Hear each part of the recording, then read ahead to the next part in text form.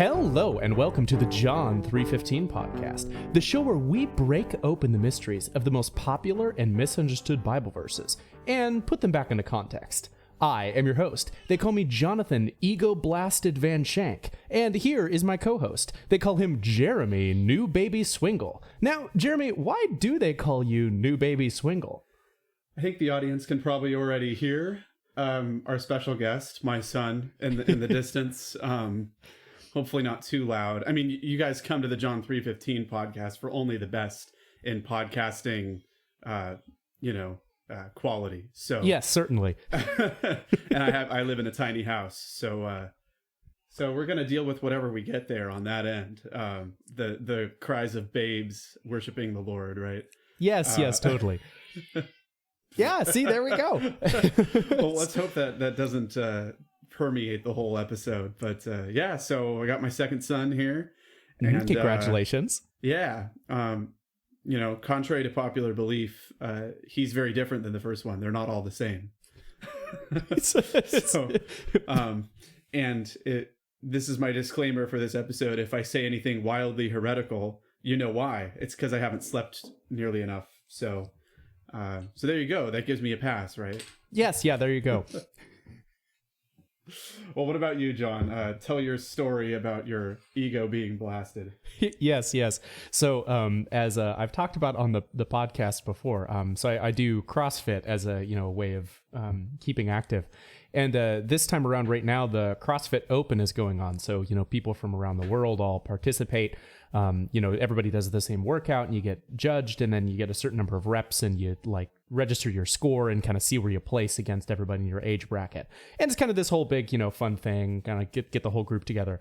And I'm ego blasted Van Shank because I was I was finally pushing, to make sure I was doing all of the official weights for everything on it. And I got dead last among all of the guys at my CrossFit gym. So it's just another one of those oh yeah, I still really got a long way to go with this stuff. So I definitely got first, Jonathan. That's the yes, yeah, there we go. The meek inherit the earth. All of the above. Yes. Yeah, I was pretty proud of my the amount of work that I was able to do on the workout, but yeah, it's just not even close to a lot of the monstrously ripped dudes who come to my gym. Well, I think you would kick my butt. So, I mean, however, that's probably in better shape than I am. Especially after a month of new baby stress eating, right? So yes, yeah. Well, at least with new babies, you get to work it all off, and the breastfeed. Oh wait, no, that's your wife who's doing that. Yeah, that's the thing. I have less of an excuse. This in God's providence, today's episode is very related to current events. In fact, about half of the content for this episode we wrote before Putin invaded Ukraine just a few days ago. And the other half, I think, was written, afterwards. So, and it just so happens we're talking about praying for people in positions of authority so that we can lead a peaceful and quiet life. So this is a disclaimer for people watching this or listening to this in the future that we might talk a little bit about that in ways that a week from now will sound quite outdated, yes, depending on how events unfold. But I think it's cool. I don't know. In God's providence, I think it's cool that we're going to get to have this conversation now at this pivotal time in world history. I think it will be a pivotal time in world history. I kind of hope it won't be, because it probably is bad if it's pivotal. But right. Yeah. So I think maybe, we should read the verse. Well, maybe a bit of context for new listeners here as well. You've heard that we're the John 3:15 podcast, and we're actually in the middle of a series of podcasts talking about theology and politics. How do we make sense of politics and culture and government and authority and kind of these ideas through a Christian lens, and specifically through a biblical lens? What does the Bible have to actually, what does it actually say about these topics? And so, as you were alluding to, Jeremy, today we've kind of gone through a number of them of talking about the government. We just recently tackled Romans 13 and talking about taxation. And now we're kind of on to some of the maybe less explicitly political issues, but still nonetheless related to authority. And so in that case, we're actually talking about 1 Timothy chapter 2, verses 1 and 2. So actually, Jeremy, why don't you read it for us here, and then maybe we can get into it a little bit. Yeah, totally. So goes like this. First of all, then, I urge that supplications, prayers, intercessions, and thanksgivings be made for all people, for kings and all who are in high positions, that we may lead a peaceful and quiet life, godly and dignified in every way. Pretty good stuff. Yeah, no. Also seems pretty straightforward, right? You know, it's one would think so. But, this is the John 3:15 podcast, and we tackle the misunderstood Bible verses. It does seem fairly straightforward, but, the nations do rage against God and his word. Right. And, we have a spicy Twitter take or two to share with you about this verse. And again, funny enough, it comes on the heels of current events. But let's be clear, this is actually before the invasion of Ukraine. This is something I found before that happened. And it's a tweet from Franklin Graham. That's the famous Billy Graham's son, who I don't really know that much about him. I think he was kind of like a Trump supporter guy in some ways. So he kind of drew the ire of a lot of progressives over the years. And so I think people get mad at everything he says for no good reason. And I frankly don't know much about him, frankly. Yeah, frankly. Yeah, he sort of is the catches a lot of secondhand Trump derangement syndrome. Yes. So I don't necessarily, endorse his opinions on politics. I don't know his opinions. But I do think this is a very good take that he threw here on Twitter. And it goes like this. And we'll put this in the show notes so you can follow the insanity if you would like. So Franklin Graham tweets this. Pray for President Putin today. This may sound like a strange request, but we need to pray that God would work in his heart so that war could be avoided at all cost. May God give wisdom to the leaders involved in these talks and negotiations, as well as those advising them. Man, what an awful... I hate that. That's just so evil that he would say such a thing. I'm so mad. No, I was about to say, amen, Franklin. That's some good stuff right there. Yeah, what could possibly be objected to? Hey, war is bad. Let's pray that we don't have war, right? I know, right? Like, the most, just, manifestly, obviously good thing. So, okay, John, I'm hoping that you might be able to adopt, a snarky sneer of a voice. If you could read some of these replies in the most I'll see what I can come up with here. So there's a Twitter user who replies to this great tweet by Franklin Graham. It goes by the name, is it Curious? It might be Curios, like Lord, but I don't know. It's spelled like curious, but with a K. Yeah, that's interesting. But anyway, so this individual quotes back up, just the fact that you would ask for prayer and then add, it may sound like a strange request, lets us all know the type of Christian you are, Franklin. My prayer is that the Lord would soften your heart and that you would be able to love like Jesus before you hurt another soul.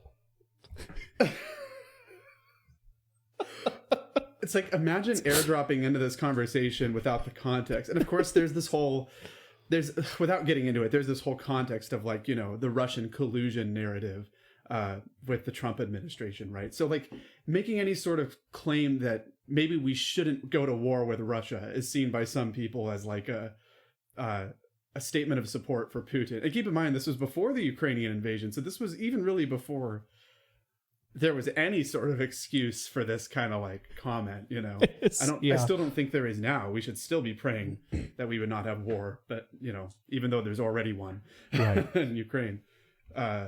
Okay, maybe I'll try this next one. You give us your best snarky voice. All right, this is Twitter user Jane, and these aren't their handles. There's an @ sign or whatever. We're not the cringe posts guys. We're not experts on Twitter. But this person goes by Jane.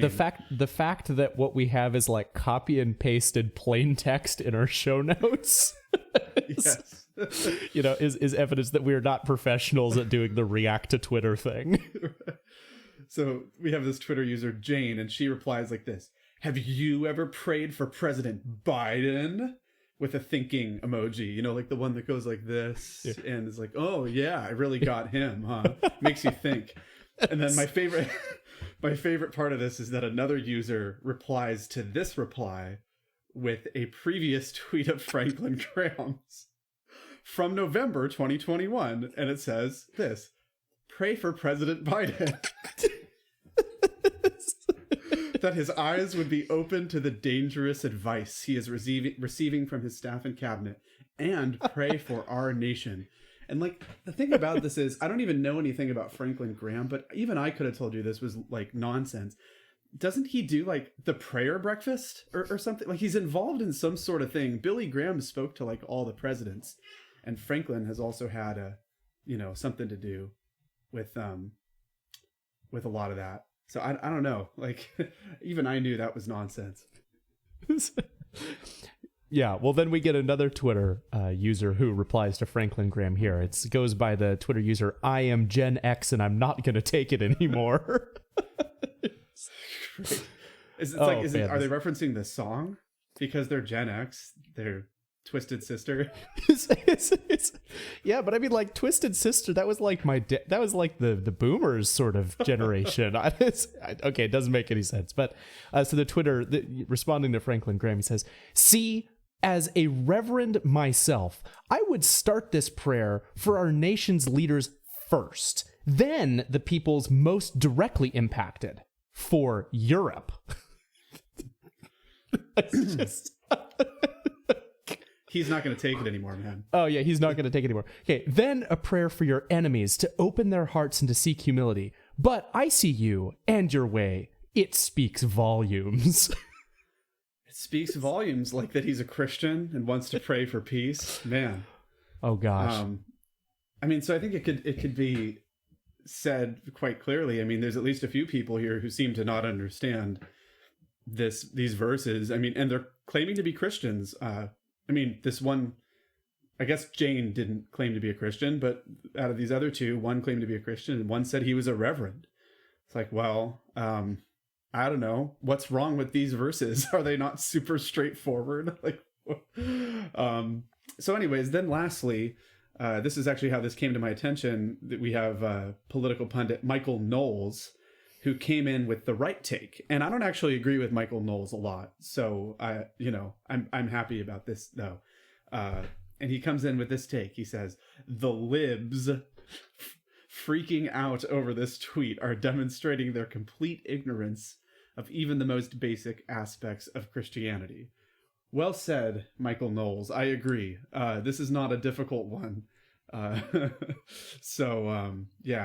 think that this is one of those the nation's rage sort of things, right? It's like, man, you're just really mad that we would pray for peace, huh?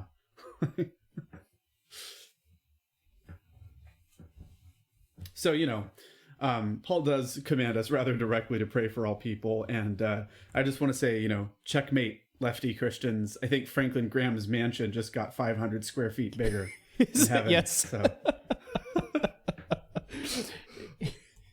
Yes, for his like what might be a bit of a virtue signal of tweeting praying for peace. No, but jokes like you're aside, over there in the dinky shack, right? And Franklin Graham's partying it up. Like, you remember that song? Everyone would always play the Big House song. Is it by Audio Adrenaline? Audio Adrenaline does have a version of that. I don't know if they wrote the song or not, but it's like the "Come and Go with Me to My Father's House," and everyone's playing football and eating food. Yeah, That's like house. Franklin Graham. Like, everyone's going to Franklin's house. I mean, I know it's the song about the Father's house, but the Bible talks about us having, many rooms in heaven or whatever, So Franklin's going to have this big crib, and we're all going to go hang out there. And it's going to be full of like kings that he prayed for who came to Christ. Right. And they are like, thanking Franklin for teaching the gospel. and all these progressive Christians will be like, hey man, is it okay if I come over? Like, you know, can we party with you guys too? So yeah, and it's a little bit unfair to make the claim that, you know, that represents all of progressive, you know, Christians or just progressives in general. But you know, there's a lot of anti-war progressives. Well, so let's go ahead and start doing our usual thing of digging into the context and kind of meat of this verse here, and start asking some questions and seeing, you know, if we can tease out really the meaning of what this verse means, you know, other than the, I guess, sort of on its face value, pretty obvious interpretation of like, pray for all people and people in authority. So, but let's really kind of ask some questions about it and see if we can kind of tease out some deep meaning here. So maybe the first question we could start with is, you know, who are the people who are supposed to be praying? So there's this command to pray for all people, but like who is it that is actually being commanded to pray? It's even in the passive conjugation. It says prayers be made for all people. Oh, like, yes. Yeah. Even better. Yeah. So it's like, okay, great. But who makes the prayers, right? Do the prayers need to make themselves? What's the, yeah. So, so, I mean, the context doesn't make it extremely clear, what we're talking about, like who's doing the prayers. On the one hand, that might make it sound like perhaps it's not that important. It's just talking about all Christians. But I think we do need to consider that this is 1 Timothy that we're talking about. And we've done, I think, just one episode on the pastoral epistles before. It was when we did the root of all evil. The love of money is a root of all kinds of evils. I don't think we talked about 1 Timothy in general that much in that episode. Sure. Well, maybe could you give us a little bit of background on the letter of 1 Timothy? Yeah, sure. You know, maybe to help us understand. Yeah, specifically, I think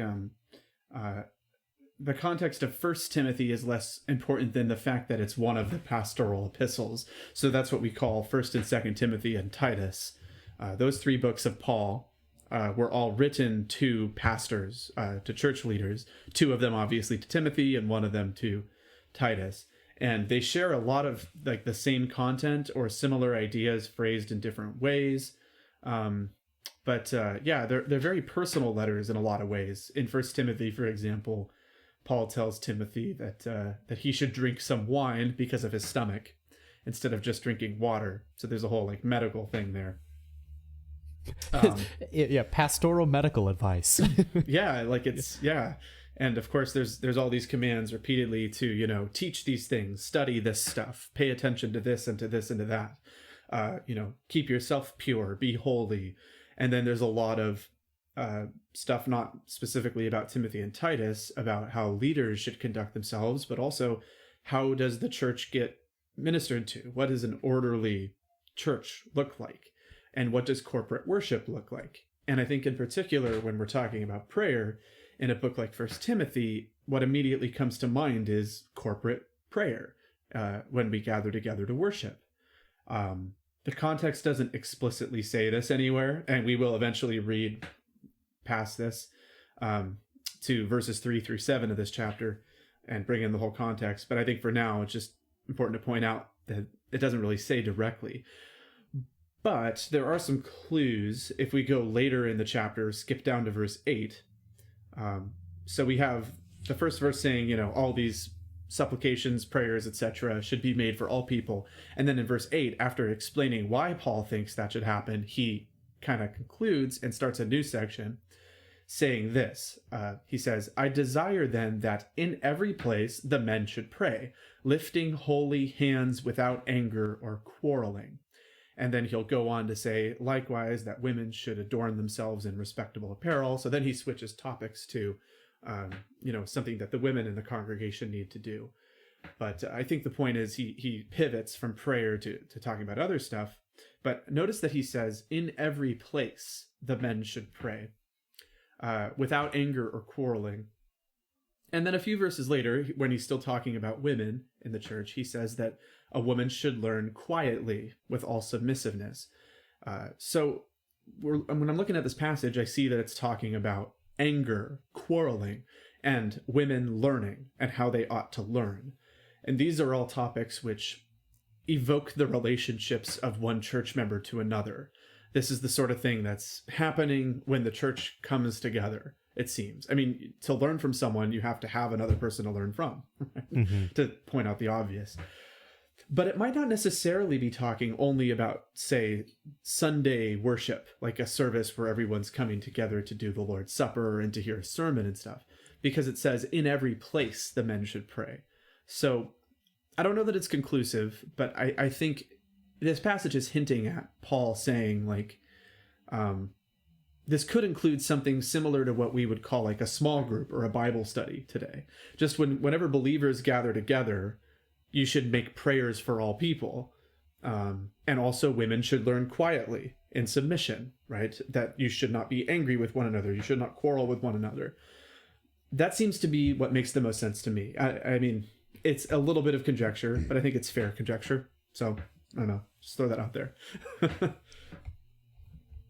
Yeah, certainly. I think that there is, like you're saying, kind of these clues about that. At the very least, a lot of the other discussion seems to be couched in interpersonal terms, and so at the very least, even if it's not specifically like celebrating the Lord's Day or something like that, there is this notion of the context of these supplications and prayers is not like, oh, I by myself for my, devotional life, this is specifically the focus that I should have, but that it is the interpersonal kind of prayer that people would experience, of like gathering together to pray.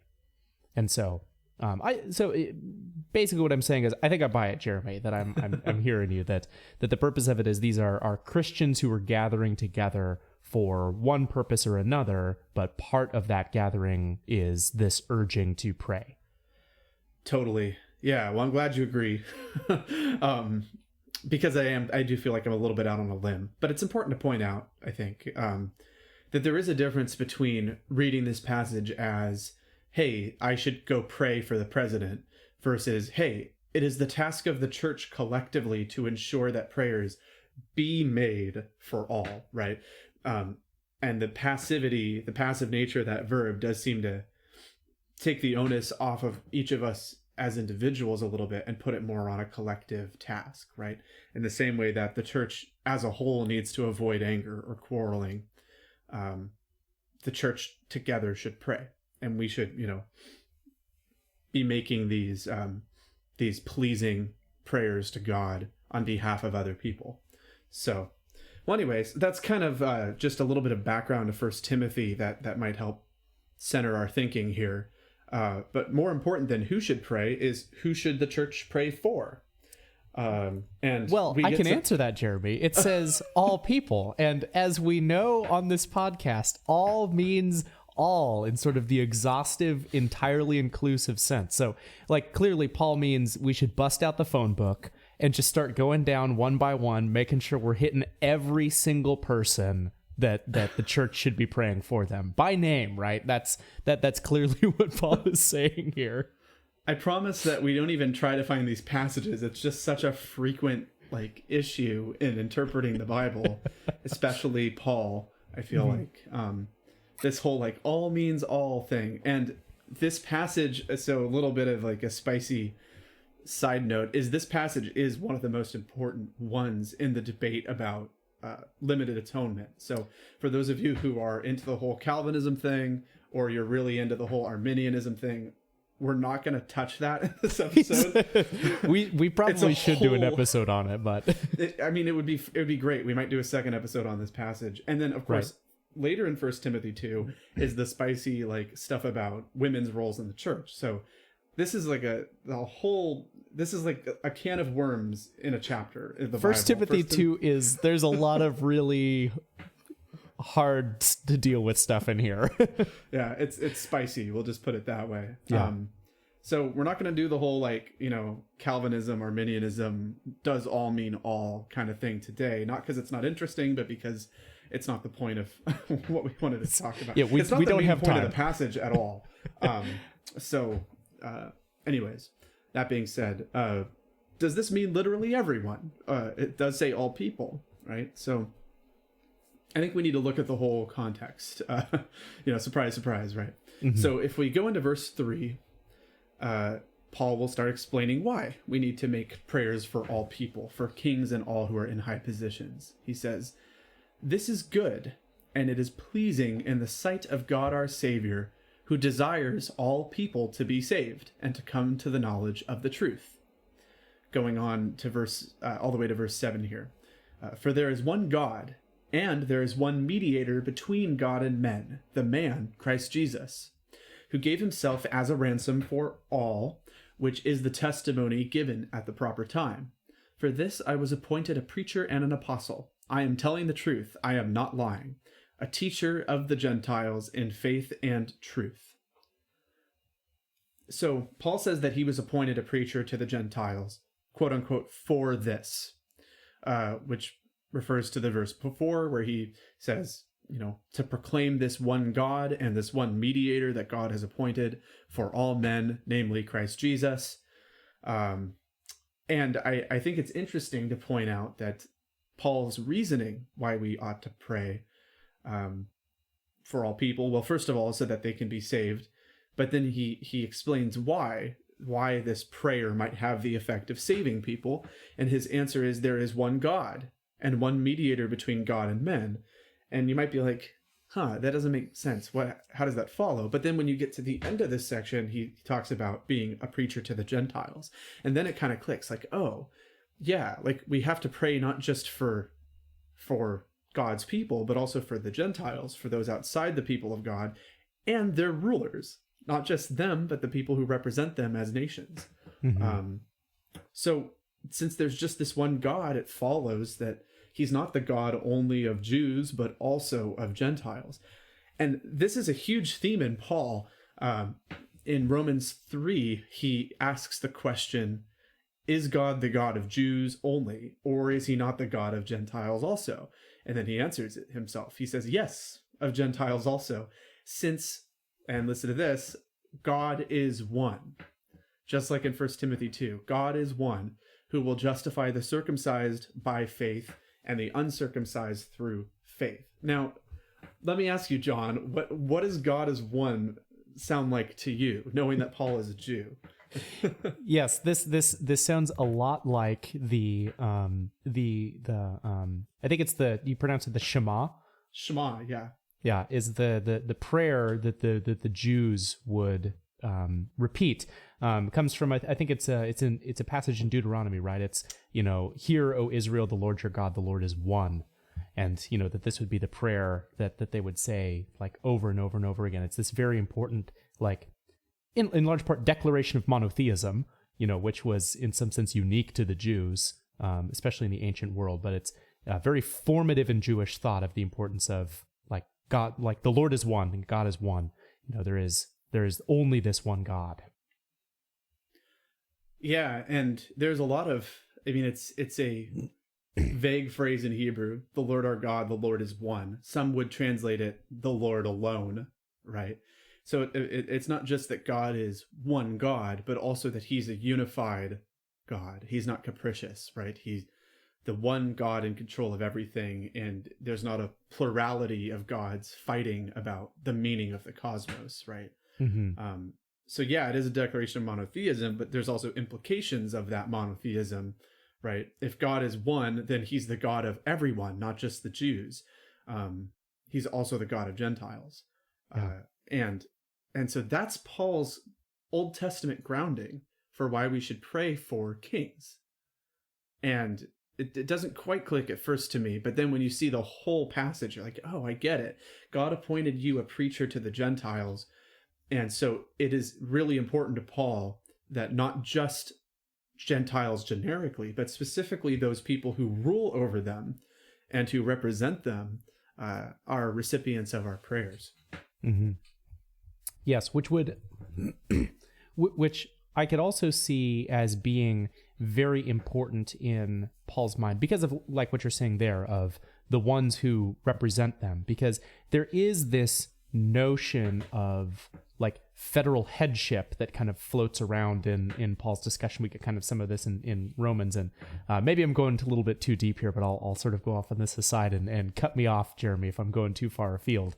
But this idea of leaders being representatives of the people whom they are leading. So maybe one way to think about this is okay, here we go. It's that if you look in like 1 Samuel, when Samuel's talking to the people of Israel, right when he is like anointed Saul to be king over Israel, and Samuel's kind of giving this farewell address. And one of the things that he says to the people of Israel is, he says, okay, like now that you have this king, like be sure that you like still follow God closely. Still cling to your like covenant with the Lord. And one of the things that he says is it's like, and if you do so, and if you and your king like follow the Lord, then it will go well with you. And, but if you and your king don't, and it's this like linking together almost of the, like the destiny of Israel, that it's now no longer the people of Israel who have this relationship with the Lord, but it's now Israel mediated through their king has relationship with God. And it's painful because then you see like in Kings and Chronicles and later in the history of Israel that it's the kings who lead the people of Israel astray, that it's as the leader they're the ones who like lead the people into idolatry and draw them away from the Lord. And that being sort of like put up against this notion of Jesus being this like true and perfect king, kind of like the consummation of kingship, that he then leads his people back into right relationship with the Lord. And so a little bit of an excursus there, but I bring it up because I can't help but think that maybe that's also floating around in Paul's head here, that there is this notion of how the king is the representative of the people before God, and that's like the way that it functioned in Israel, and that maybe he's leveraging that kind of idea here for the Gentiles also, that their leaders similarly might be representatives before God for them, that if your leader is leading you away from the Lord, then the people follow, but perhaps if the leader comes to repentance, they can lead the whole people to right relationship with the Lord. Yeah, you didn't go too far afield there. No need to cut you off, because that's exactly what the worldview of the Israelite monarchy was. Oh, well, there we go. I mean, so, and let's be honest, that kind of hits us a little weird nowadays. And I think, you and I especially, we've made a big deal during the series that we come from like a more libertarian political perspective. So there is this element where I'm like, yeah, whatever. This guy doesn't represent me. I didn't choose him. I didn't sign up for no king. Yeah. So 51% of people voted for him, whatever. So that means the 49% don't matter. Yeah. And I actually think that that's very much correct and a good way to look at it. However, at the end of the day, the president of the United States of America is still who he is. Right. Like, there's this element where the Bible does treat things as real simply because they are, for all practical purposes, real. It's kind of like when we talked about in Romans 13. Yeah. It's like, yeah, Hitler was the quote-unquote minister of God over Germany for some period of time. He was an evil person. He's wicked and awful, but still. But instituted by God in his sovereignty. Yeah. And in that episode, we dealt with kind of what are the implications of that, right? But nevertheless, right, it is the fact that he was, in fact, he had command of the armies, right? So he was the guy, right? And in the same way nowadays, I think it's funny that in our nation, there's a lot of battles over like election integrity and stuff. And I find it funny, back in 2016, when Trump won the presidency, you had this like hashtag not my president thing. And at the time, I just remember thinking, it's like, well, about that, yeah, he kind of is, though.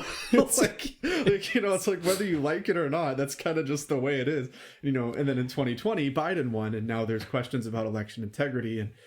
And it's like, the same thing arises again. Like, Biden's not the real president. It's like, well, he kind of is. Like, I don't know what to tell you, dude. And even if he cheated, like, okay, like let's grant the entire argument for the sake of granting it. Right. Not taking a stand one way or another on this podcast. We don't want to be taken off Spotify after all. I'm just kidding. But the point being that, like, even if it's completely true that he cheated it, at the end of the day, who commands the army? It's right? it's like he's still sitting in the Oval Office. Yeah, I don't know what to tell you. He's in the White House, like, for better or for worse. So it's funny that people like have this, and it's not that I disagree with like the shining a light on perhaps political corruption. I think if that's your take, you should go with it, and and I'm not saying it's like sinful or wrong to make that claim. I'm just saying that, like, for all practical intents and purposes, the guy who's commanding the army and who is issuing executive orders and sitting in the Oval Office and whose portrait is being drawn or painted by some dudes so it can be put up in public schools across America. I mean, that is the guy who is the president. Sorry to tell you. So it's funny. I don't know. That's a good point, a good excursus, I think. And if we were to be overtaken by I mean, this wouldn't happen practically, but if Putin decided to just invade the USA and take it over, he would kind of be, the president. I mean, like, that's just, that's the reality of history, is conquering and taking over. And now there's a new guy with a new plan. And for better or worse, I mean, you can't just pretend it's not a thing. So I think that's the point I'm trying to make. And the Bible treats it as a real thing, at least for all practical purposes, So, well, anyways, that excursus aside, I'm sure there'll be plenty more on this topic. We should go back to the text when it says, all people. So I think what we're trying to say is, all meaning all. Does it mean all? Well, I think it does mean all in this case, but I think it's more going along the lines of all kinds of people should be included in the church's prayer. It's not that the church needs to pray for every single individual, all 6+ billion, every time we come together. It's just that we should never be excluding any kind of person from our intercessions to God. Right. There's no category of person that's excluded. And whoever we're aware of might be, who do we know who needs prayer? That might be kind of the point here, right? They shouldn't be barred from it. Yes. It's much more of a, we should not think our prayers above anyone. Right. Yeah. And of course, if it matters, if being aware of the person and their need for prayer is kind of the thing that should prompt us to pray, which I would argue that's just kind of common sense, I think, then it kind of is obvious. The people who rule over us are some obvious targets of our prayers, right? Yeah. Whether they like it or not, they're getting some prayer, because they make a lot of consequential decisions. So, I think that's why he says all people, and then he highlights these kings and all who are in high positions. So, and that term high position, so we have kings, and then we see this other term. It's a generic term in Greek for someone who has superiority. It's like, it's used in other contexts to talk about just being better than someone at something, like you're superior, right? So to have this high position, it's generic. It's like someone who has superiority over you. But it's not talking about like a husband over his wife, or even probably like a master over his slave. It's talking about someone with some level of political control. But it doesn't have to be the king. It could be a lesser ruler, say like Pontius Pilate, as a provincial ruler or a governor or something like that. Would like a judge or someone like that be taken up in this kind of category? Like anybody who sort of has broad political influence? Oh, I certainly think so. I mean, if they can put you in jail, then they definitely have a high position. So, yeah, anybody who can, who wields the sword, we might say. Sure. And even if judges don't literally wield the sword, they certainly do, symbolically.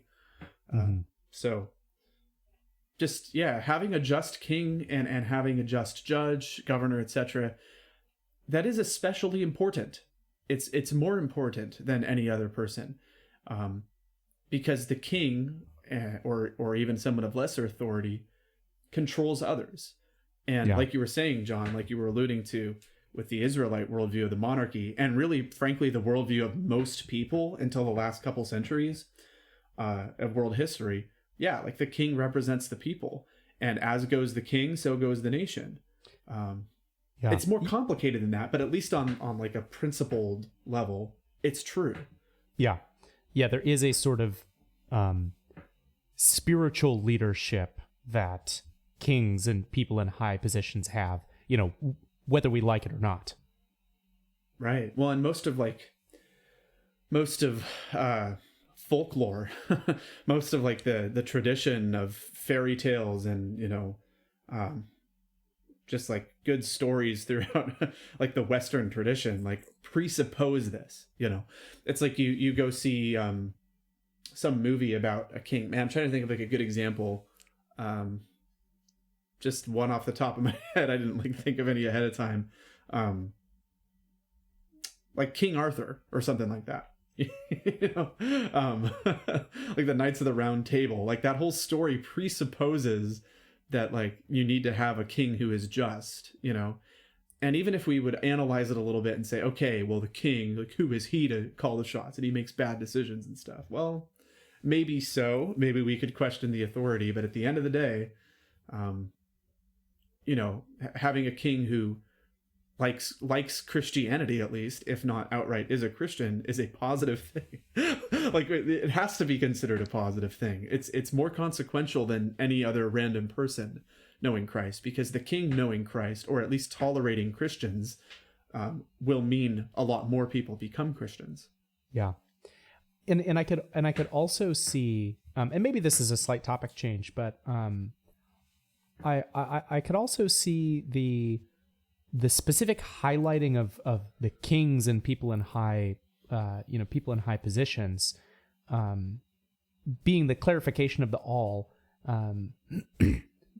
because one of the things I was saying before is that we shouldn't think our prayers above anybody, that we shouldn't be like leaving people out, and I could almost see, especially in the early centuries of the church, when there was a great deal of persecution, that, it would be the kings and people who are in high positions that, you might have some bitterness and resentment toward. It's like, I might not necessarily have bitterness toward random Gentile McGee over there who's, buying and selling in the market. But, random Gentile McGee's king is the one who, just killed my bishop by, throwing him to the lions or something like that. And so I could see this particular thing of that all people, and then it's like, no, I really do mean all, like even those people who are throwing you in jail, even those people who are, doing you harm, like they're also the kind of people that you should be praying for too. And maybe that's a little bit speculative, but I could almost see that maybe being part of what Paul's talking about here as well. Or that's part of how I've always understood it, at least. Well, I mean, that would just be riffing off of Jesus, love your enemies and pray for those who persecute you. Yeah. I mean, if someone's persecuting you, it implies they have some level of power, even if it's just social power, but it certainly includes people in high positions of authority. Yeah. Yeah, it's almost like, why would you need to be reminded to pray specifically for kings unless there was a tendency to maybe not want to? Right. Well, like the early church was dealing with still the zealotry movement, which was seeking to overthrow secular Rome and institute a Jewish, theocracy. And Jesus spoke against that, right? And was even kind of in his own disciples trying to get them, disabused of this idea that they were going to take the kingdom by force. Oh. And I think having this like comment, you got to pray for those so that we can lead a peaceful and quiet life, is, something that the church probably needed to be reminded of, to avoid some of those, I guess, negative inclinations to the zealot movement. And there's a whole history to that we don't need to get into here, but you see some of that in the Gospels for sure. And I'm sure that was still going on kind of a few decades later. It's not like not like all the Jews became Christians right away, or that when they did, they immediately understood a full Christian worldview. So, right. So it's important. Yeah. So I think another thing about this targeting of kings as like a specific group to single out, we mentioned that it's important to have a just king for a lot of reasons. But something that a lot of people don't know in the evangelical church, I think we spiritualize a lot, and we miss the fact that, practically speaking, in the physical world, having a king or a ruler who has the church's back is actually a really good thing. Like we only see the medieval Catholic Church allied with like the godless state and persecuting Martin Luther. That's what we see because we're thinking about this as Protestants. What we're not thinking about is like Constantine converting to Christianity in like what, the 300s or whatever it was, 400s, I don't remember. And literally 300s. The 300s, thank you. And because Constantine converted to Christianity, we have a well-formulated doctrine of the Trinity that the church has enjoyed for 1700 years. Yes, like basically like the Council of Nicaea was able to meet because they weren't being like killed, all the bishops weren't being killed off anymore. Right, yeah. Like they were actually able to sit down and like formalize doctrine, formalize the canon in a way that had been all of this stuff already existed. It's not like they invented the Trinity then, but Constantine allowing peace for the church allowed a level of cooperation that was not seen before then. Mm-hmm. And he protected the church. They had sporadic persecution before then, depending on the king, right? Well, this guy, this emperor, wanted the church to prevail. And today, there's a lot of rhetoric, especially if you pay attention to kind of the big Eva, the elite evangelicals. We love to dunk on Tim Keller on this podcast. But, Tim Keller, Russell Moore, David French, all these guys, right? They need a little bit of dunking in their lives. Yeah, for sure. They've been writing lots of articles lately about Christian nationalism. It's like a scary term, right? And it's almost like they're against the idea of having a nation full of Christians who want to be ruled by an approximately Christian ethical code. And I don't understand how any Christian could have a problem with that. Like, you think America's better now? Like, what is wrong with you? Like you think, I don't know, you think transgender bathrooms in public schools is better than what we had in the 1980s? I don't know what to tell you.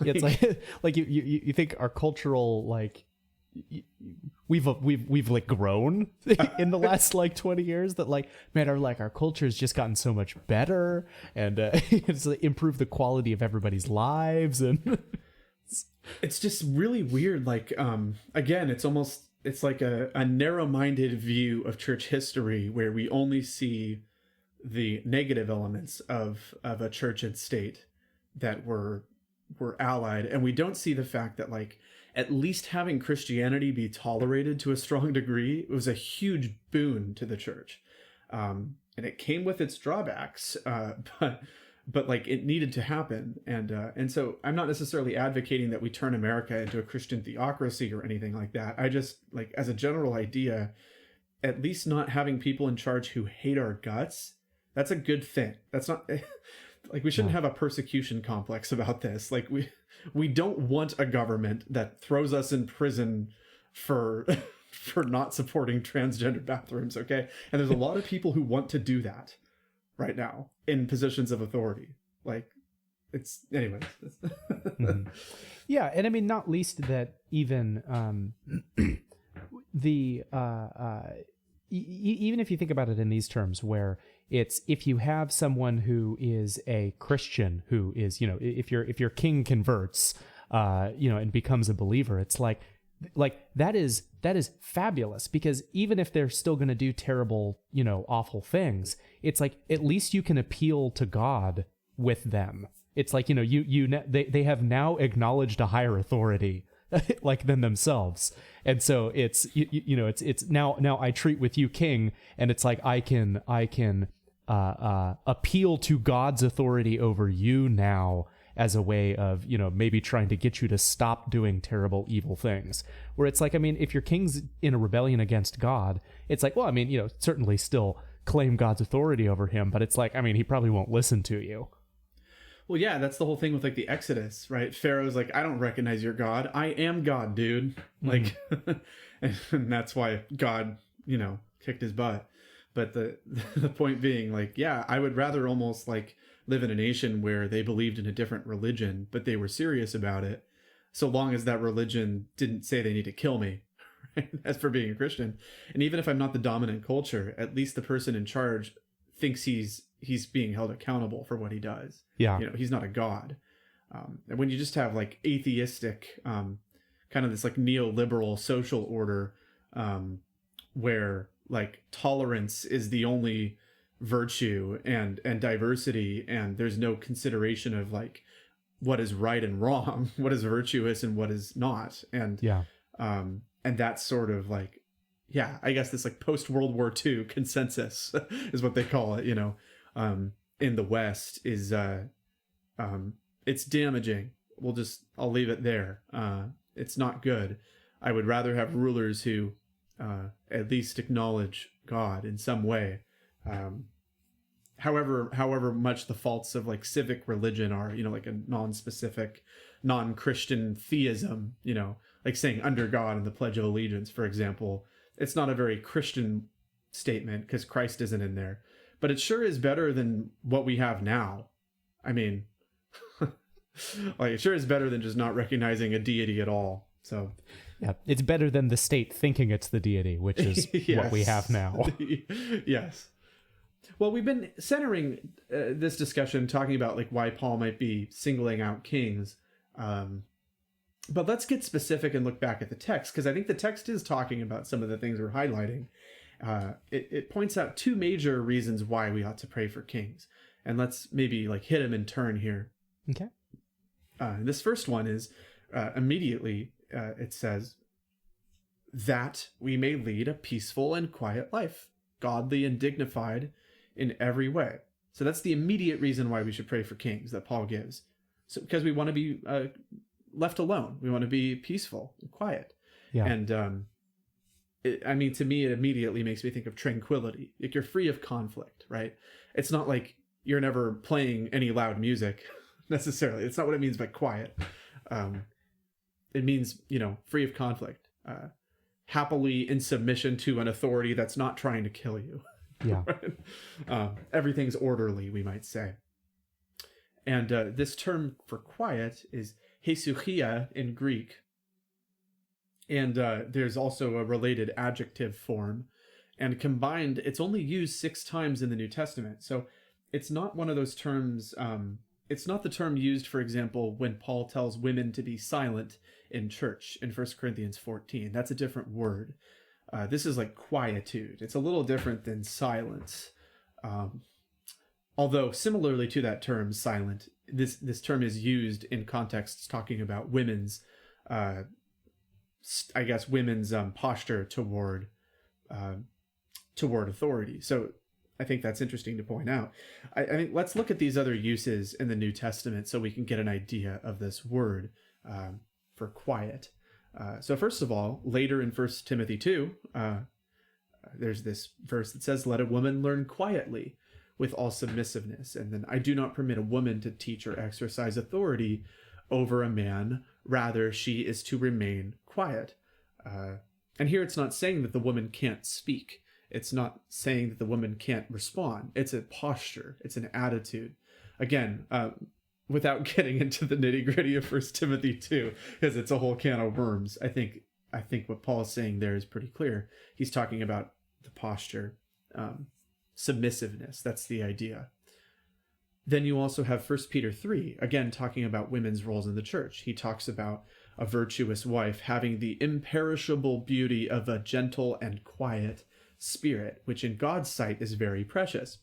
And in 1 Peter 3, it uses the example of Sarah, Abraham's wife, as a woman who had a gentle and quiet spirit. Now, if you've ever read Genesis, Sarah talks a lot in Genesis. And she actually rebukes Abraham and gets kind of annoyed at times. And I mean, she's actually quite a dynamic character in the book of Genesis. And so again, the point of quiet is not silence here. It's talking about the posture of one's spirit. And Peter even says it's a beauty. It's an inner beauty of one's spirit, and God sees it as very precious. But it's about posture, not volume, we might say, right? So those are passages concerning women. Then 2 Thessalonians 3, talking about people who are working for a living now, it says, we hear that some among you walk in idleness, not busy at work, but busy bodies.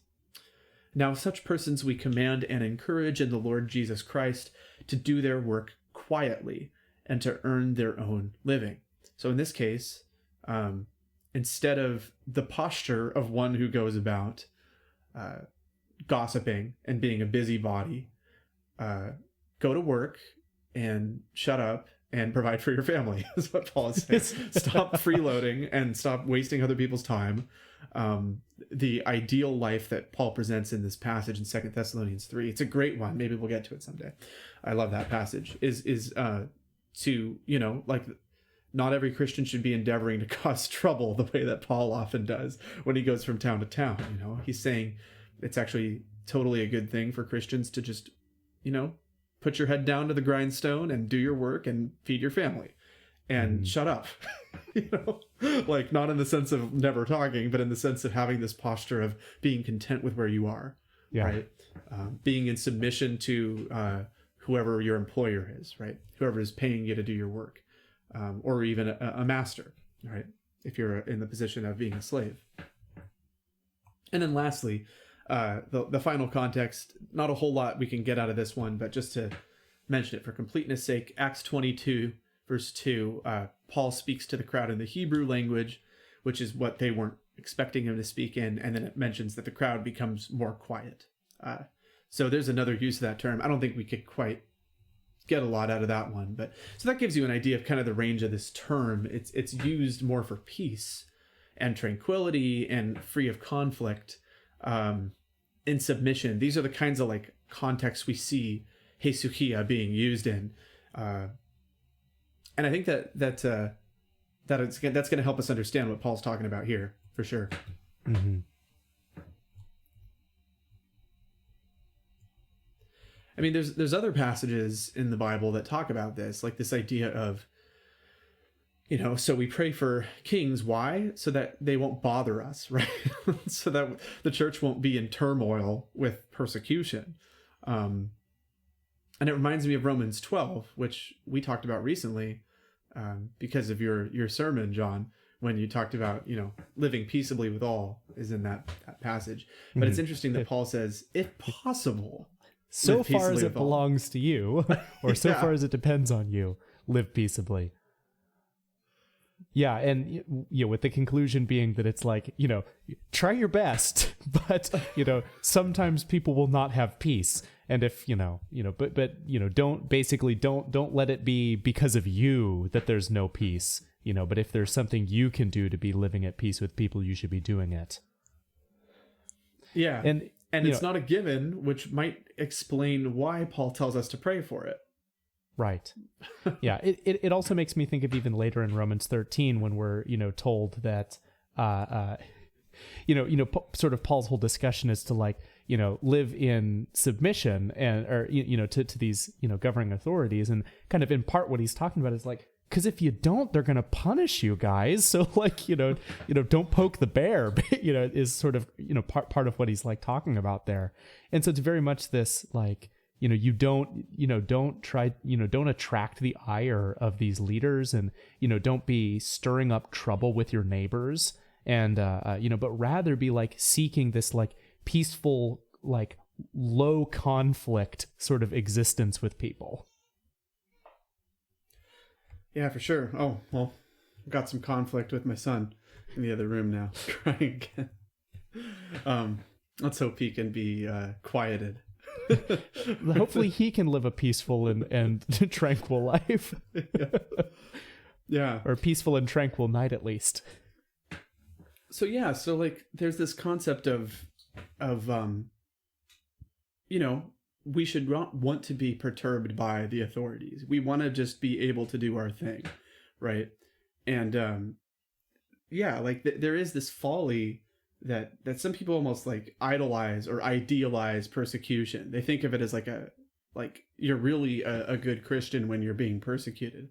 And I don't think that's what Paul wants. Now, if you're going to be persecuted for Christ, then that's blessing, right? That's a blessing to suffer for Christ.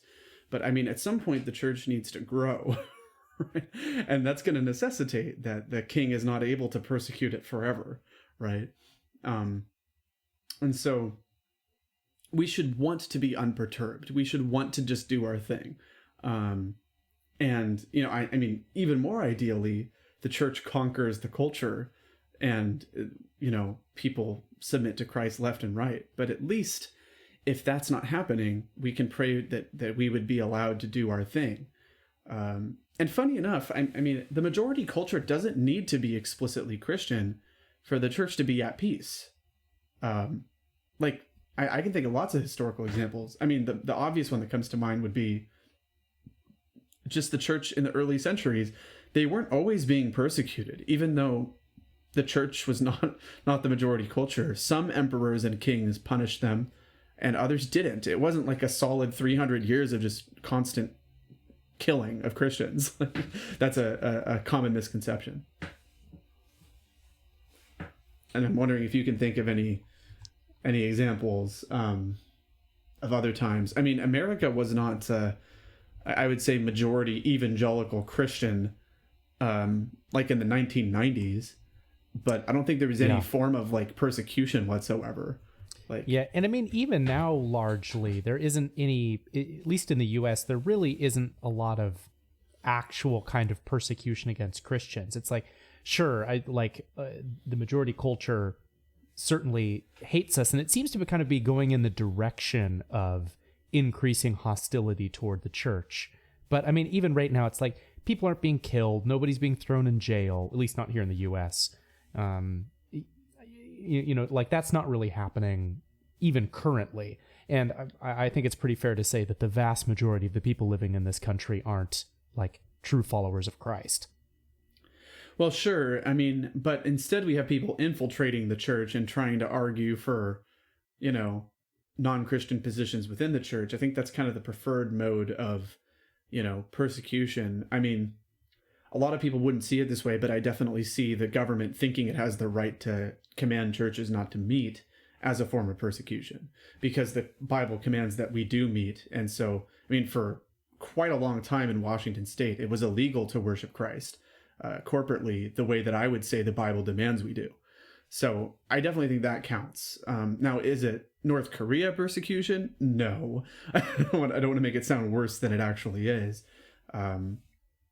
I would say we have entered an era, though, where like genuine Christian practice is not always sanctioned by the authorities as something that we can do.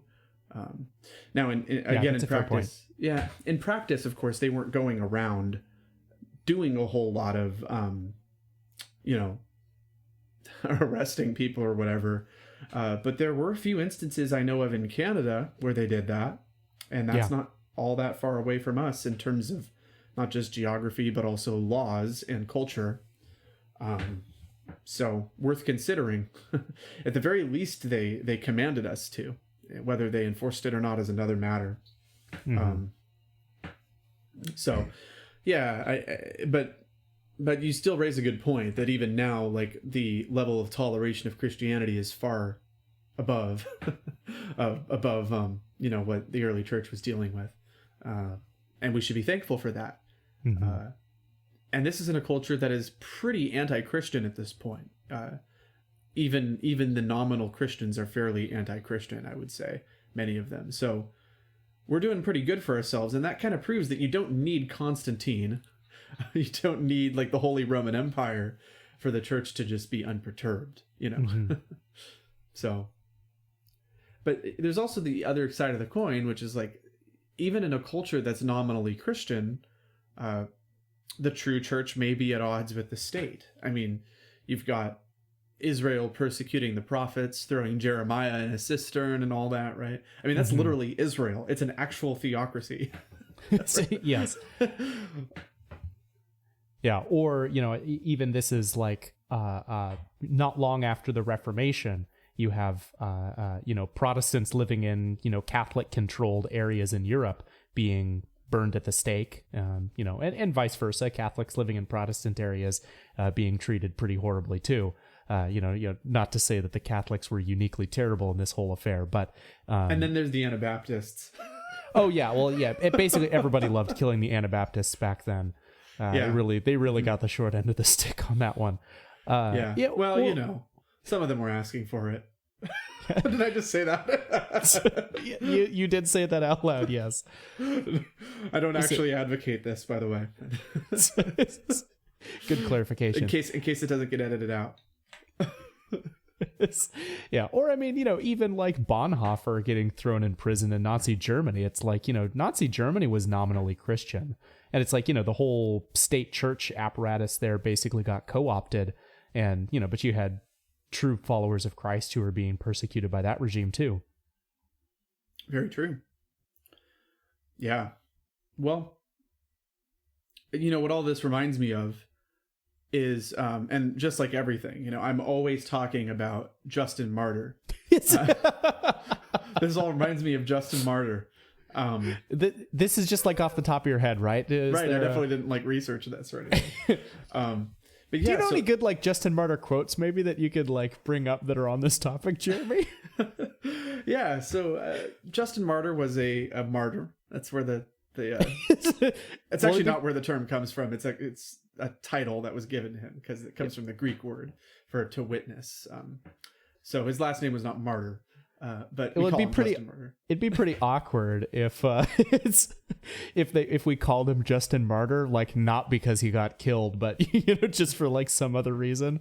It's like he died quietly at 85, but we still just call him Justin Martyr anyway.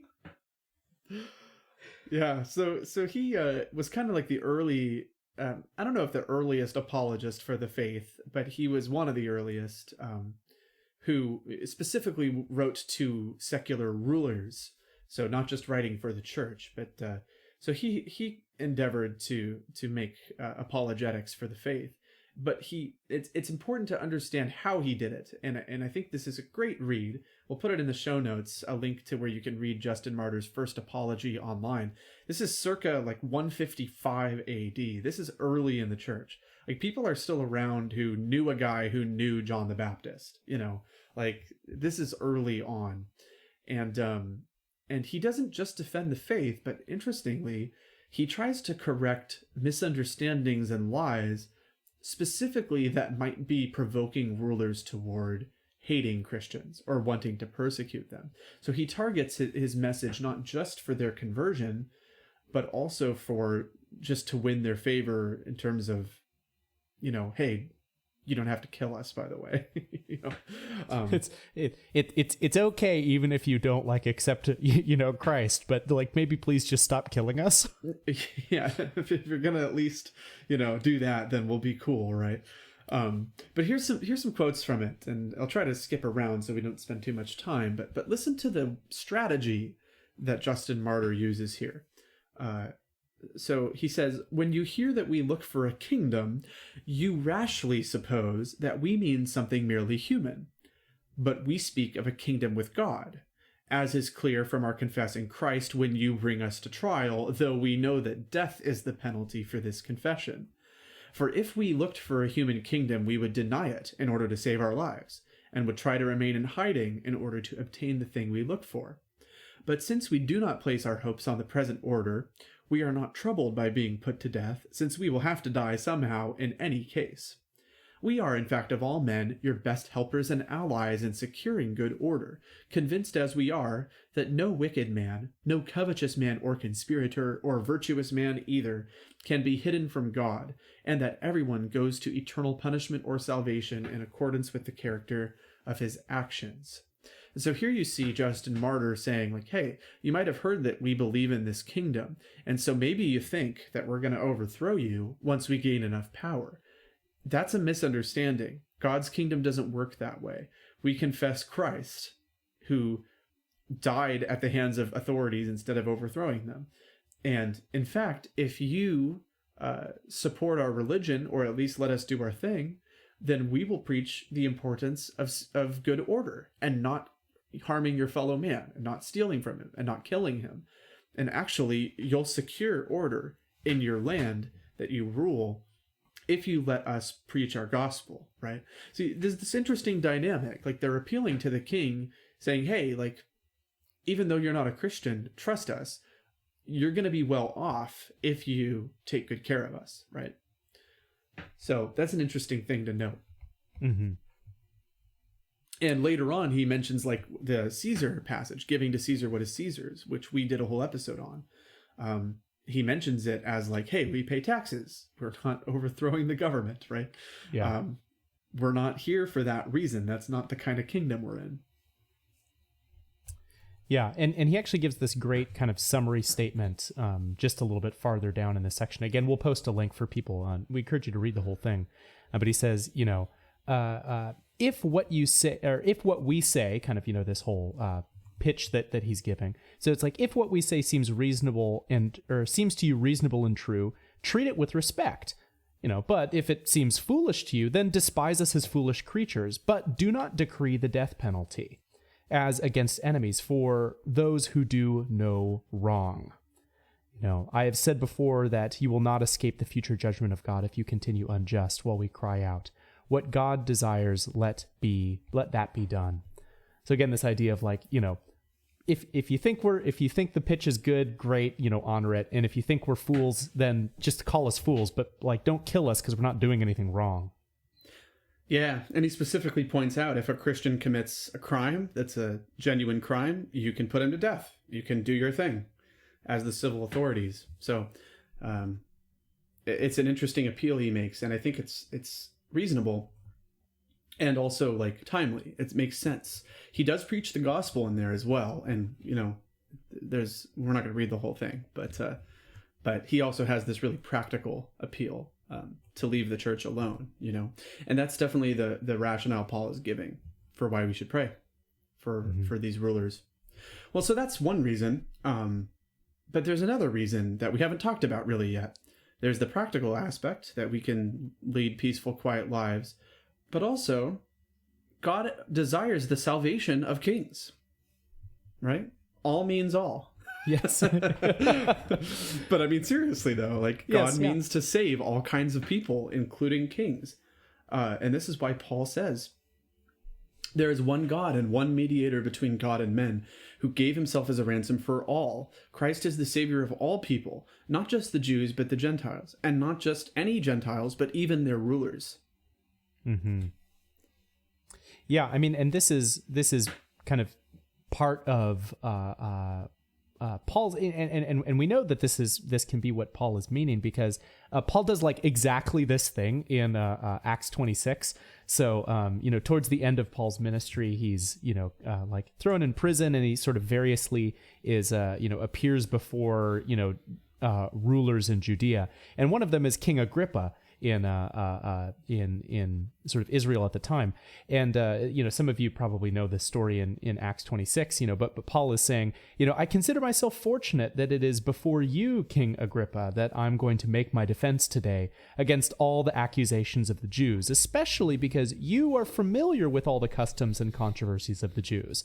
Therefore, I beg you to listen to me patiently. And then, he goes on from there and, makes this whole appeal basically to Agrippa to say like, hey, like you should, let me make this appeal for who Christ is, and is like, trying to convince him essentially of, to submit to Christ.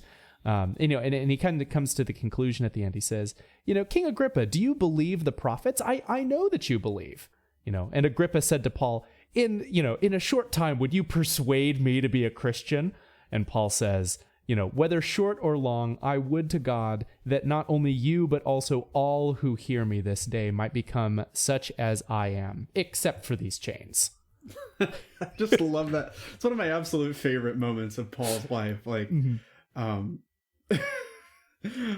he's just kind of saying like, yeah, I wish that all men could know this joy in Christ that I know, but also it'd be pretty dang cool if you let me go.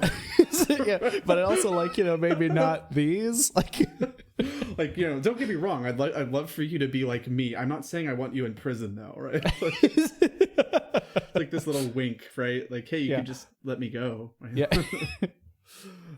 It's genius, Paul. I mean, Paul has no issue preaching the gospel out of one side of his mouth and in the other side of his mouth thinking about the practical aspects of how to get the gospel to people, right? Yeah. He's always thinking about how he's going to accomplish these missionary journeys.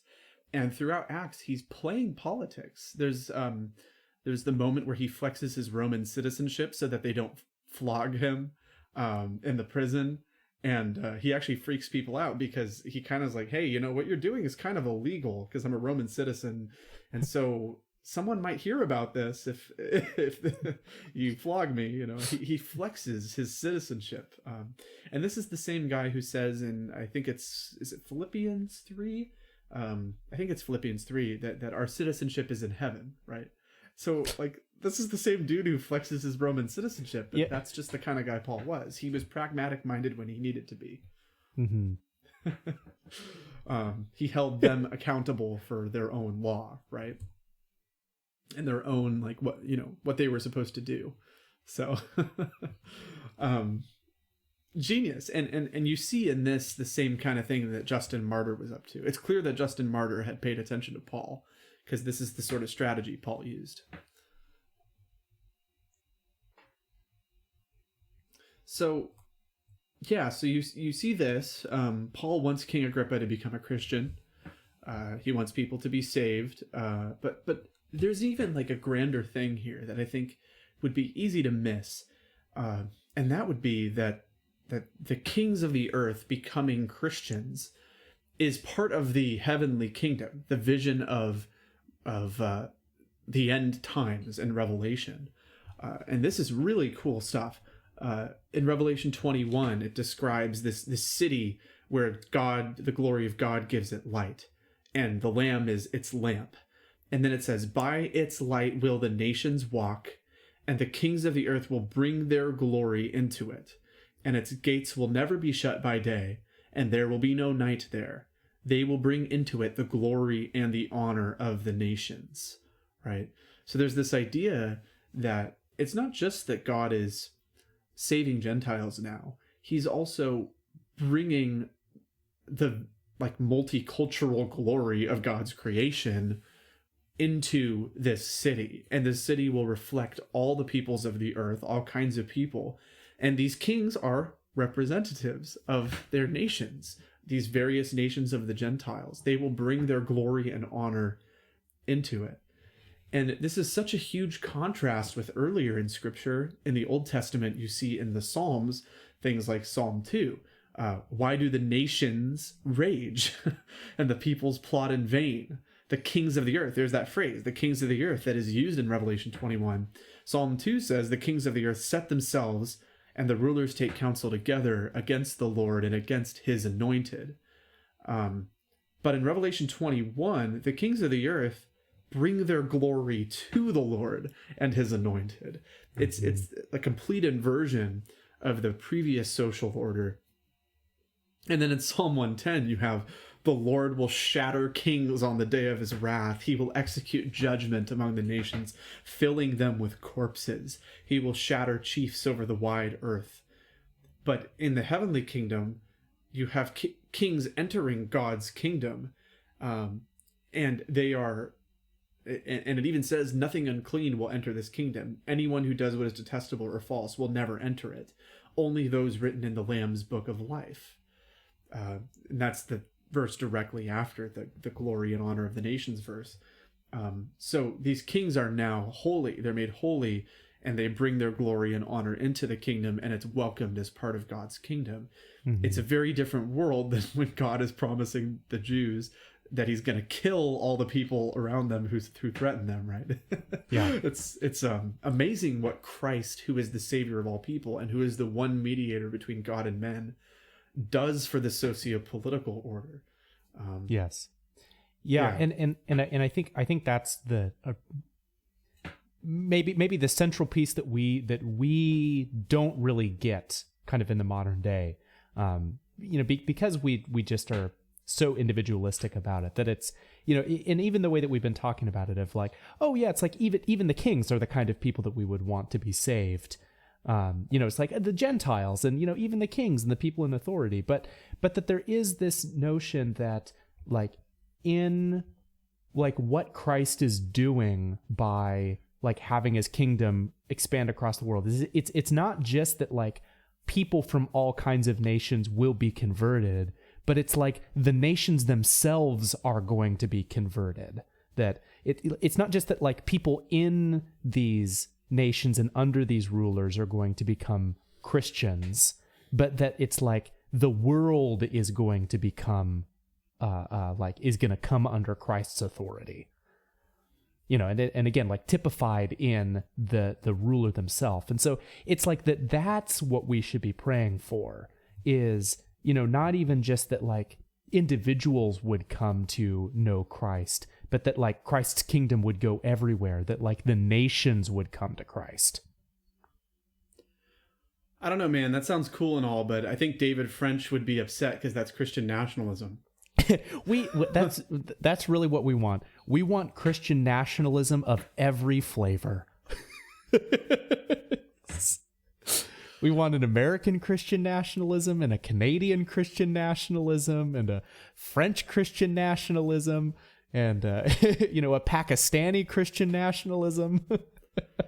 Amen. I mean, it's one of those phrases that becomes such a buzzword and people get, you know, for lack of a better word, triggered by it. And it's like, what are we actually saying? Christian nationalism. Okay.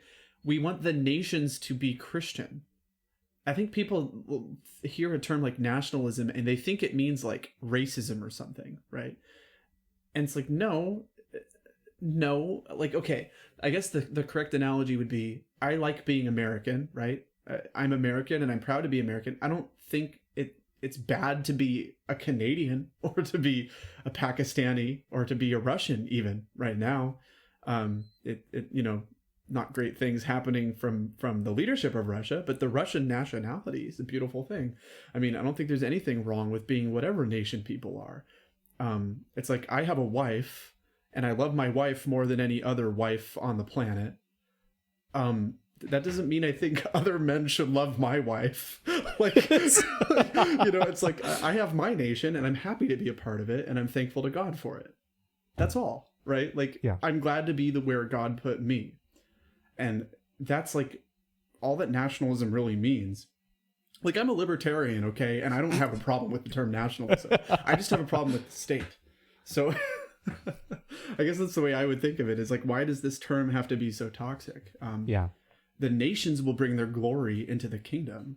So why would we not want the nations to be Christian? I mean, it seems like Revelation 21 is kind of directly saying they're gonna be. Mm-hmm. I mean, what, are we against Revelation 21? Do we not want the nations to be Christian? And you don't even have to be post-millennial necessarily to see this as a positive thing. Although we are getting into that territory, so maybe it'd be better to cut it off here. Yeah, before we don't want to alienate people too much. Eschatology gets real spicy, but yeah, I'll leave it at that. Like, nationalism is, in this sense, not in a, you know, ethnocentric or a, like, you know, I hate everybody else sort of sense, but just in the sense of like, I want what's best for my nation. I love where God has placed me, and he placed me here for a reason. And I'm going to pray for those in charge of me, that they might be Christian and might lead the nation in a more Godward direction, right? Mm-hmm. It's hard for me to believe that any Christian would have a problem with that, but, you know, here we are. Apparently they do. So that being said, so how do we go about actually praying for kings like this, Jeremy? So we've talked about maybe why we would want to, or why Paul wants us to at least. But, you know, so how do we actually go about doing it? So, I mean, one thing is we've sort of made the argument that this prayer is something that should be corporate in some sense. It's not just, you know, I myself pray for kings and people in authority, but the church should be doing this activity. But what else can we glean from the passage? Yeah, well, I find it interesting that Paul uses 4 words that are all kind of synonyms for prayer, but with a little different emphasis. Supplications, prayers, intercessions, and thanksgivings.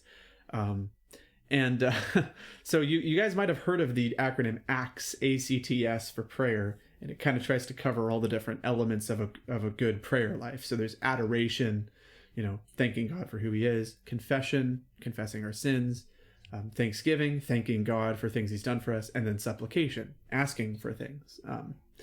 But so you might have thought ACTS was a good acronym, but I'm telling you, there's a better one built right into the Bible here in 1 Timothy 2:1, and that is SPIT.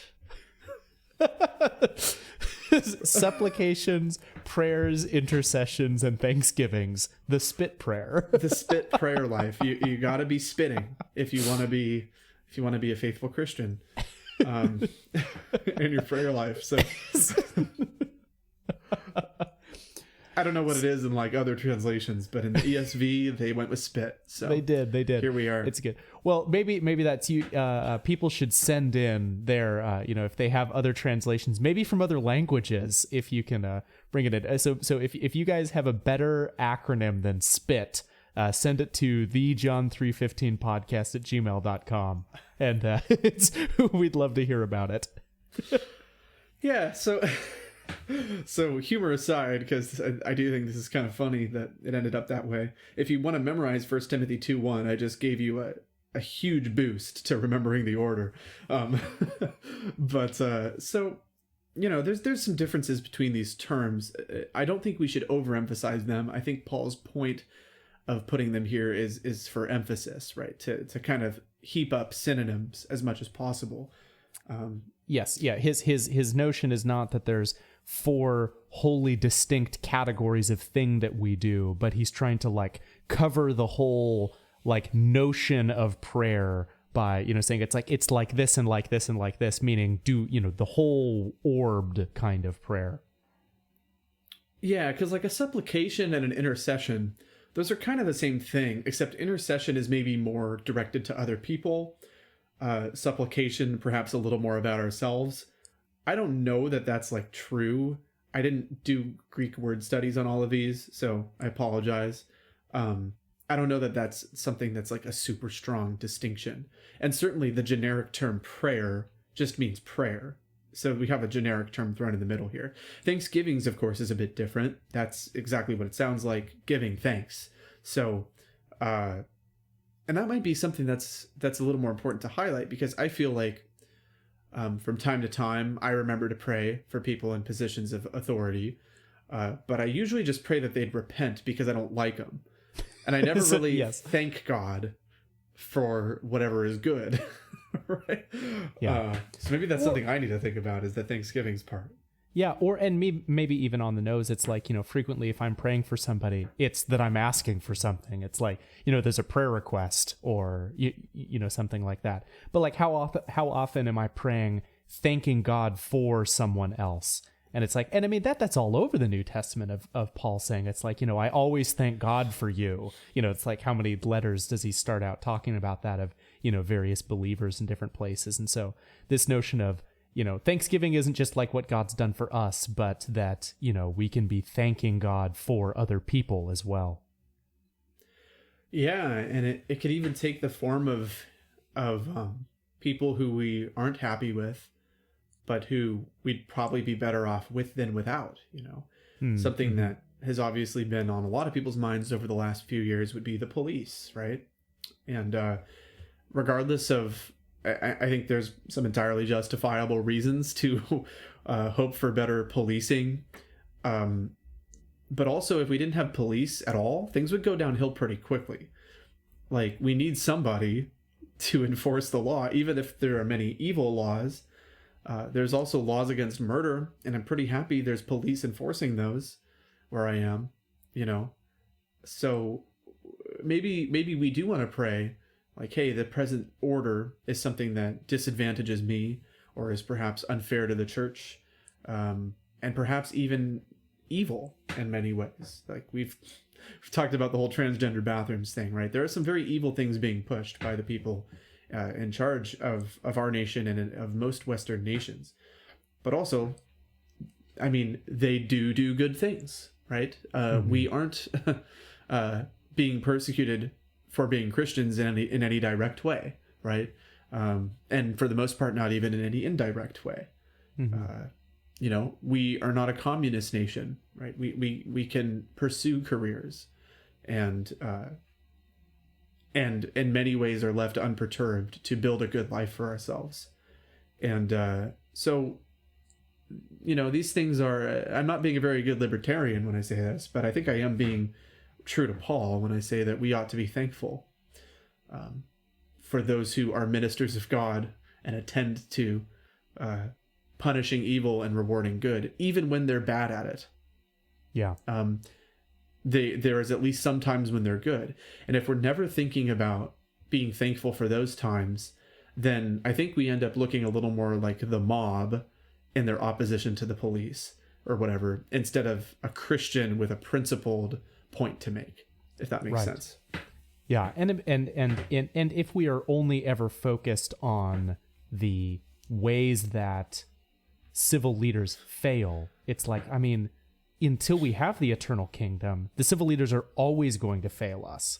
And so there is something for, even if they're objectively evil and terrible now, there's something for practicing thanksgiving, being grateful to God for the good that he has given us, even if it is small goods from current leaders, because I mean, we're never going to get the perfect leaders. And so even if we get better ones later, it just means, we'll have already been practicing being, thankful to God for the good when it comes. Sure.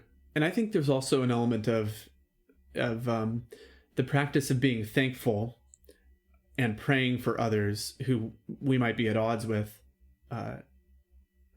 helps us kind of recall the fact that we have really no clue if we would be any better than them if we were in their position. Yeah. There's that phrase that, absolute power corrupts absolutely. I know that I'm a sinful person and I don't have control over that much, but I definitely screw up a lot of the things that I'm in control of from time to time.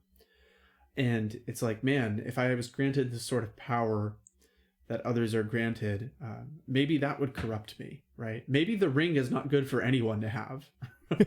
Maybe it needs to be cast into Mount Doom and throw it into the fire. Right. And without saying that people shouldn't be held accountable for their actions, because of course they should, and the Lord will hold kings accountable. Maybe we ought to understand a little more of that burden Frodo was carrying around that whole time, right? That maybe even the good can be corrupted by it. And the solution is to just get the ring out of here. Right? Yeah. And so perhaps the Lord sees some of this stuff a little differently than we do.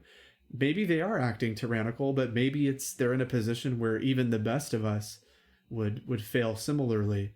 And I think by reflecting a little more on that, that helps us from becoming conceited, which is never a good thing to be conceited. It doesn't matter how evil the people in charge of us are.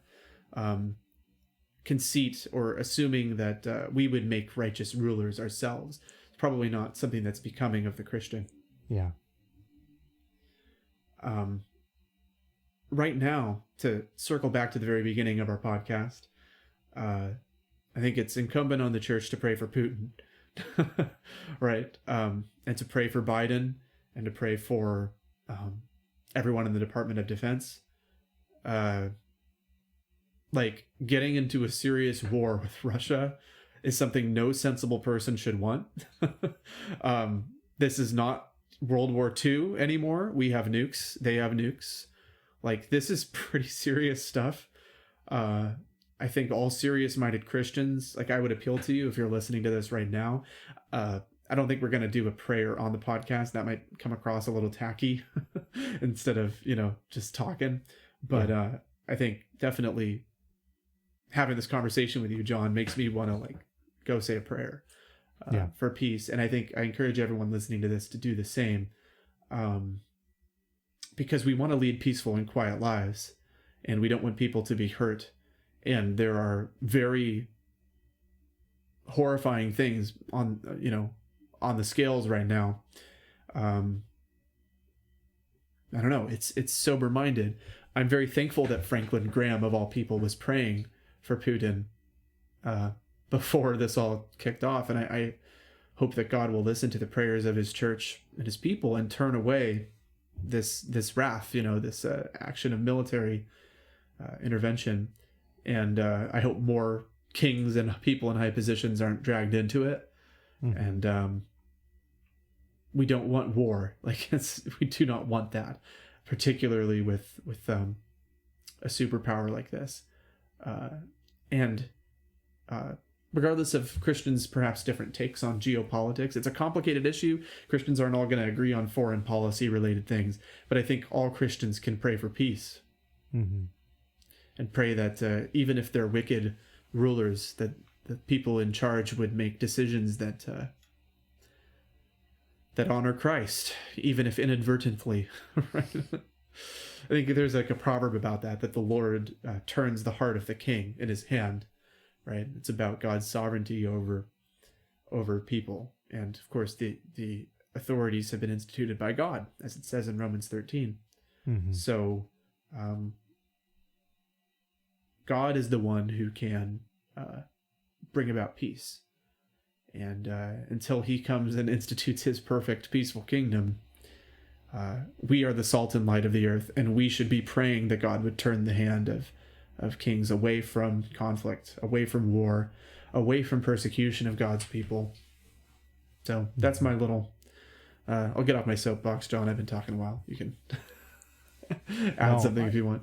No, I think that's a great place to leave it right there, Jeremy. Well, good. So all y'all go pray. Okay? That's our other meat. Go pray. We thank you for joining us. If anything you heard today has sent you into a blind theological rage, feel free to lambast us on social media. Alternatively, if you liked what you heard, have Bible verses you want us to break down, or questions you think we can answer, you can send them to thejohn315podcast@gmail.com. That's thejohn315podcast@gmail.com. Thank you for listening.